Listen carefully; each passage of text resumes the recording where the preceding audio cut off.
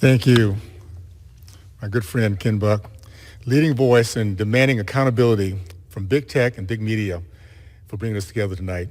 I'm here to speak against the censorship of conservative outlets by AT&T and DirecTV. On April 16, 1963, Martin Luther King Jr. was confined in a Birmingham, Alabama jail. His crime? Fighting Jim Crow segregation and showing the injustice to the American people through peaceful, nonviolent protests. He shared his thoughts through a letter titled Letter from Birmingham Jail. It gave millions of Americans the opportunity to read the thoughts of reason and one of faith in the Judeo-Christian values upon which our nation was founded. Dr. King was someone who believed in the innate goodness of the American's justice-seeking heart. He once stated in that letter, injustice anywhere in this country is injustice everywhere. We see injustice in the canceling of conservative voices by board members and executives who cowardly hide in secret behind closed doors, using the power granted to them through a corporate name built by other American-loving business leaders.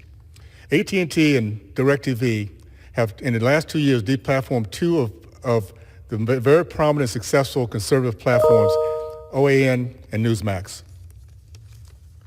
The cancel culture is driven by the insecure, the weak, the intellectual lazy who work in the shadows to control the American heart.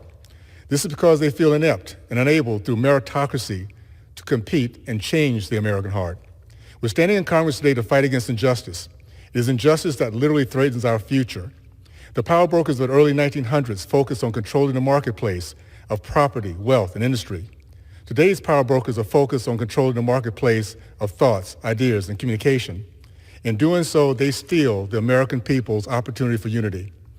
There will never be American unity without freedom of speech to be heard and our thoughts to be judged by one another.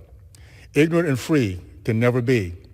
Those who seek to keep us ignorant, regardless of how powerful and popular they are not friends of freedom, and they're not friends of the American way. I call on all Americans to join us in this fight against censorship and preserve our freedom. Thank you, and I yield back.